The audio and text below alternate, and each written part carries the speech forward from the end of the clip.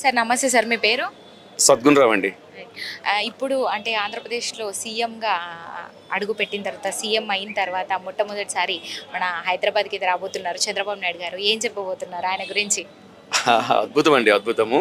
అసలు ఆయన చూడాలని వచ్చాము. ఎస్పెషలీ ఆయన విజనరీ మ్యాన్ అండి. అసలు అద్భుతమైనటువంటి ఆలోచనలు కొన్ని సంవత్సరాలకు ముందుగానే ఆలోచించగలిగిన వ్యక్తి. సో ఎడ్యుకేట్స్ కానీ లేక చదువులేని వాళ్ళకి ఎవరైనా సరే దాన్ని అర్థం చేసుకోగలరు కాబట్టి సో ఆయన ఇన్నిసార్లుగా సీఎం అవ్వడము నిజంగా అది మన తెలుగు అంటే తెలంగాణ అండ్ ఆంధ్రప్రదేశ్ జనాలు చేసుకున్న పుణ్యమని నేను అనుకుంటాను. అంత అభిమానం అండి మాకు. ఏం చెప్తారు ఇంకా అంటే ఆయన జైల్లో ఉన్నప్పుడు విషయాలు గుర్తుకు తెచ్చుకుంటే నిజంగా అందరికీ బాధాకరం. ఎందుకంటే ఆయన ఫ్యామిలీని ఎంతో ఇబ్బంది పెట్టడం అయితే జరిగింది, మనం చూసాం కల్లారా. మరి ఇప్పుడు అందరికీ ఒక సమాధానం, ఆయనను విమర్శించిన వాళ్ళకు కూడా ఒక సమాధానం ఇచ్చినట్టు ఈరోజు ఆయన నిలబడ్డారు. ఆంధ్రప్రదేశ్లో ప్రజల పట్ల నిలబడ్డారు. అదేవిధంగా ఇక్కడ కూడా తెలుగుదేశం తీసుకురావాలన్నది ఇక్కడ మీలో కనిపిస్తున్నటువంటి ఆలోచన. ఎందుకంటే మనం మాట్లాడడం చాలామందిలో చంద్రబాబు నాయుడు గారు అభిమానులు కావచ్చు, తెలుగుదేశం పార్టీ శ్రేణులు కావచ్చు, ఈసారి ఇంకో 5 ఏళ్ల తర్వాత ఇక్కడ కూడా తెలుగుదేశాన్ని తెప్పిస్తాం, మేమందరం కష్టపడతాం, పోరాడతాం అంటూ కూడా మాట్లాడుతున్నారు. మరి దాని గురించి మీ స్పందన ఏంటి? డెఫినెట్గా అండి, ఇక్కడ తెలంగాణలో కూడా ఆయన చేసిన అద్భుతమైన డెవలప్మెంట్ అందరికీ తెలిసిందే. ఉమ్మడి ఆంధ్రప్రదేశ్లో అసలు ఆయనకి ఈ ప్రాంతం మా ప్రాంతం అనే తేడా ఏమి ఉండదు. ఎందుకంటే మొట్టమొదటి నుంచి ఆయన చేసేది అంటే తెలుగు ప్రజలు ఒక మంచి స్థాయిలో ఉండాలి, తెలుగు భూభాగం అనేది అద్భుతమైనటువంటి అభివృద్ధిలో ఉండాలనేది ఆయన తాలూకా ఆకాంక్ష. అదేవిధంగా ఆయన గతంలో పనిచేశారు. తప్పకుండా ఇంకా ఇక్కడ కూడా మళ్ళీ అధికారంలోకి వచ్చి మళ్ళీ ఇక్కడ కూడా అట్లాంటి డెవలప్మెంట్ చేయాలని నేను కోరుకుంటున్నాను. సో తెలుగుదేశం పార్టీ అనేది ఒక ఉన్నతమైన భావాలు గలటువంటి పార్టీ, చాలా క్రమశిక్షణకి పెట్టింది పేరు. ఆయనకి ఏదో అరెస్ట్ చేసి అది అన్యాయంగా చేసిన విషయం అందరికీ తెలిసిందే. సో జస్ట్ అదొక చిన్న ఇది అంతే తప్పితే దానివల్ల ఏం పెద్దగా వాళ్ళకి వచ్చిన మైలేజ్ ఏం లేదు, అలాగే తెలుగుదేశం పార్టీకి వచ్చినటువంటి నష్టం లేదు. ప్రజలందరికీ తెలుసు, మంచి ఏదో తెలుసు, చెడు ఏదో తెలుసు. తప్పకుండా అంటే నేను నమ్మేది ఏంటంటే నిజాయితీ అనేది ఎప్పుడైనా మనిషిని ఒక ఆయుధంలాగా పనిచేస్తుంది. ఆయన జీవితమే నిజాయితీ, తర్వాత డెవలప్మెంట్, మంచికి స్థానం ఇచ్చేటువంటి వ్యక్తి, చెడుకి ఎట్టి పరిస్థితుల్లో దగ్గరకు రాణించడు. ఆ ఒక్క గొప్ప విధానమే ఆయన తాలూకా ఇప్పుడు ఈ స్థాయిలో ఇంత ప్రజలు ఆదరించడానికి అదే కారణమని నేను అనుకుంటాను. నిజాయితీ అండ్ అభివృద్ధి, ఈ రెండు ఆయన తాలూకా వెపన్స్. అదే ఈరోజు ఇంత స్థాయికి తీసుకొచ్చింది. తప్పకుండా తెలంగాణలో కూడా వీలైతే ఆయనకు కూడా మంచి స్థానంగా ఉన్నట్టయితే భవిష్యత్తులో ఇంకా చాలా బాగుంటుంది. ఇక్కడ కూడా డెవలప్మెంట్స్ బాగుంటాయి.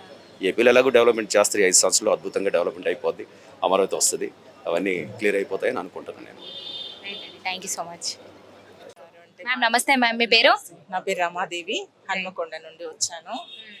చంద్రబాబు గారు అంటే చాలా ఇష్టం, చాలా అభిమానం.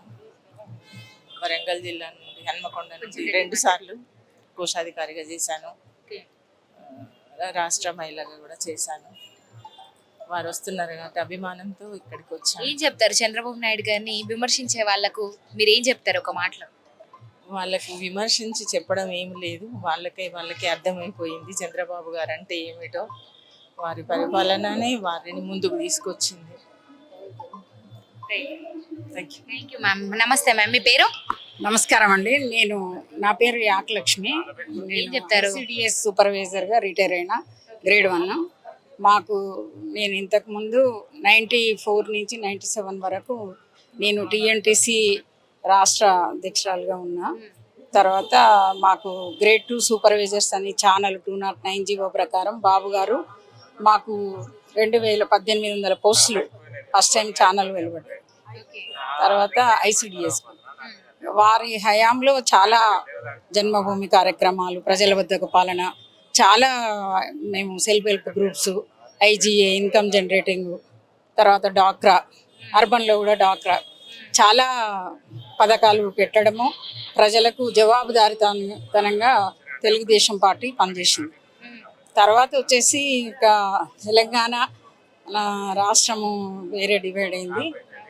దాని తర్వాత బాబు గారు జైలుకి వెళ్ళినప్పుడు మేము చాలా బాధపడ్డాం, చాలా ఏడ్చాము.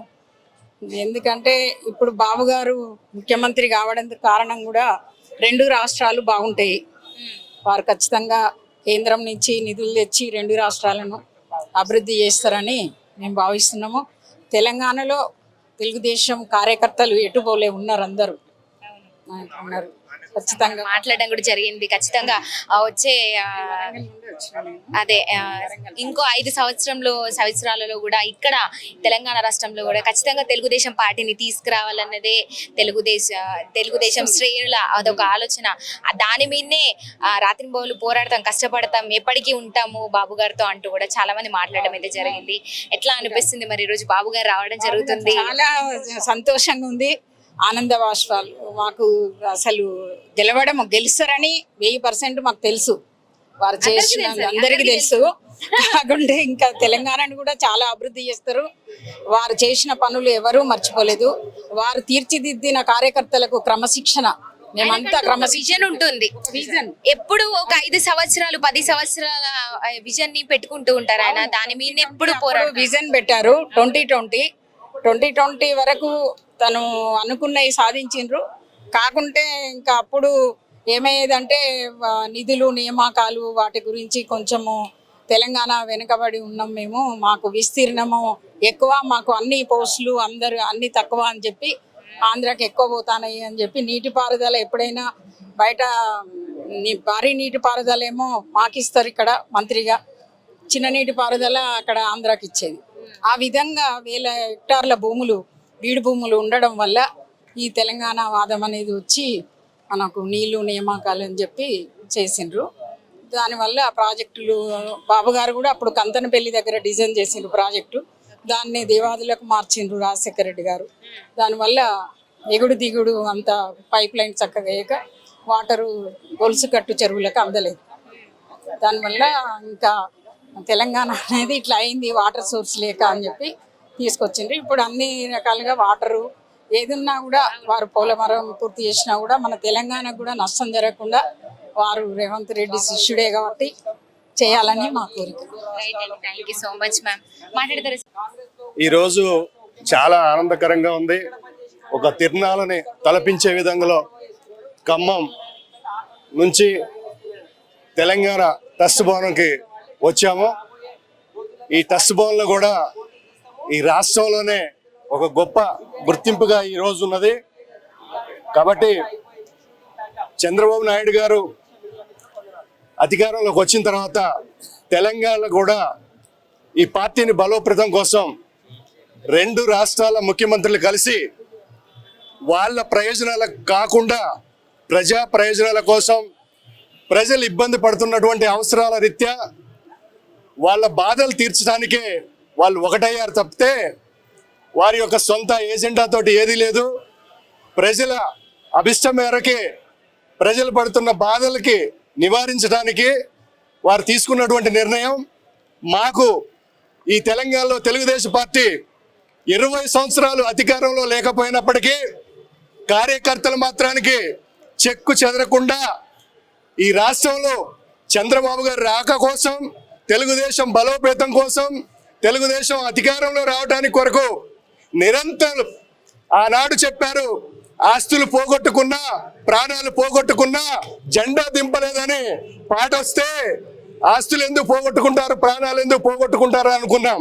కానీ ఈనాడు అవన్నీ జరిగినా కూడా పార్టీని వదిలిపెట్టుకోకుండా, ఎత్తిన జెండాను దించకుండా చంద్రబాబు గారు ఇచ్చినటువంటి ఆదేశాల పరంగా ఈ రాష్ట్రంలో తెలుగుదేశం ఉబ్బెత్తున ఎదిగే విధంగా కార్యకర్తలు కష్టపడి, నాయకులు కష్టపడి ఆంధ్ర రాష్ట్రంలో చూసినాం.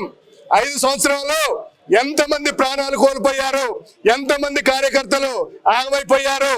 ఈ రోజు అధికారంలోకి వచ్చిన తర్వాత చంద్రబాబు గారు అధికారంలోకి వచ్చినాక పేద ప్రజలు ఇవాళ గాలి పీల్చుకునే విధంగా ఉంది. అదే అమరావతి ఈనాడు ఉరుకులు పెడుతుంది అభివృద్ధి. రాష్ట్రంలో ఆగిపోయినటువంటి పింఛన్లు, గతంలో ఆగిపోయిన పింఛన్లు కూడా ఇచ్చినటువంటి ఘనత తెలుగుదేశం పార్టీది, చంద్రబాబు నాయుడు గారిది.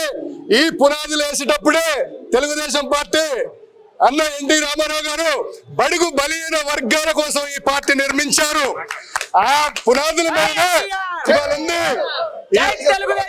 గతంలో బిఆర్ఎస్ పుట్టుకొచ్చే పునాదులు లేనటువంటి పార్టీ బిఆర్ఎస్ పార్టీ. మా యొక్క కార్యకర్తలు మా పార్టీలో ఎదిగినటువంటి నాయకులు మీ పార్టీలో ఉండబట్టి ఈనాటి వరకు పార్టీ నిలబడి ఉంది. ఇక మీ పార్టీ మూసుకోవడమే, మీ పార్టీకి తాళం పెట్టడమే మీ పార్టీ పని అయిపోయింది. గుర్తుపెట్టుకోండి, కేసీఆర్ గారు మా చంద్రబాబు నాయుడు గారిని వేలన చేసి ఎన్నో ఇబ్బందులు పెట్టి తీసుకుపోయి జైల్లో పెడితే ఈ రాష్ట్రంలో కాదు ఆ రాష్ట్రంలో పోయి చేసుకోమన్నారు. ఈ రాష్ట్రంలో కాదు నీకు ఏ రాష్ట్రంలో ఉండే గతి లేకోకుండా పోయింది. దేవుడు ఎప్పుడైనా కూడా ఒక మంచి అవకాశం ఇస్తాడు. పంచభూతాలు మంచి అవకాశం ఇస్తే ఆ అవకాశాన్ని మీరు వినియోగించుకోలేదు. అనవసరమైనటువంటి మాటలు మాట్లాడి ఇవాళ అబాసుబాలైనటువంటి మీరు కేసీఆర్ గారు రాబోయే రోజుల్లో తెలుగుదేశం పార్టీ ఈ రాష్ట్రానికి దేశానికి దిక్సూచిలాగా తయారయ్యే ఈ దేశాన్ని నడిపించడానికి కూడా చంద్రబాబు నాయుడు గారు ఎంతో మందిని ఐటీ ఉద్యోగాల్ని అందరిలో తయారు చేసి ఇవాళ మళ్ళీ ఈ పార్టీ ఈ రకంగా రావడానికి కారణం చంద్రబాబు నాయుడు గారు. కాబట్టి వారికి ధన్యవాదాలు తెలియజేస్తూ ఒక బీసీ నాయకుడిగా ఒక రాష్ట్రంలో ఇవాళ పార్టీలో ఉన్న పార్టీ కోసం ఉన్నటువంటి నాకు ఎంతో అవకాశాలు ఇచ్చినటువంటి చంద్రబాబు నాయుడుకి ధన్యవాదాలు తెలియజేస్తూ కృతజ్ఞతలు తెలియజేస్తున్నా. నమస్తే అండి, మీ పేరు? నా పేరు అనిల్ కుమార్ గాదప్ప. ఎట్లా అనిపిస్తుంది ముందుగా అంటే చంద్రబాబు నాయుడు గారు సీఎం అయిన తర్వాత మొట్టమొదటిసారి తెలంగాణకి రాబోతున్నారు, మన హైదరాబాద్ కి. ముఖ్యంగా ఇక్కడి మీ తెలుగుదేశం శ్రేణుల్ని, మీ తెలుగుదేశం పార్టీ అభిమానుల్ని మిమ్మల్ని కలవడానికి ఇక్కడి వరకు వస్తున్నారు. ఏం చెప్తారు మీరు? ఎట్లా అనిపిస్తుంది?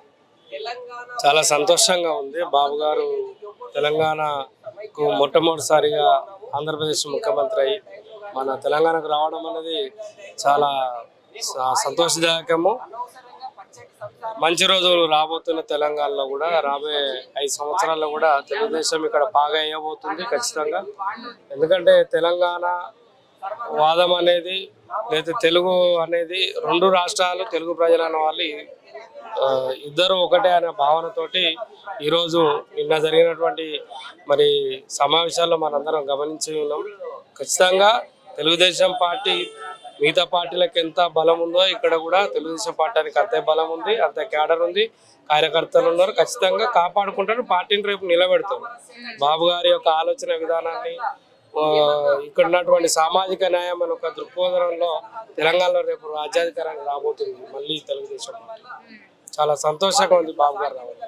థ్యాంక్ యూ అండి, థ్యాంక్ యూ సో మచ్.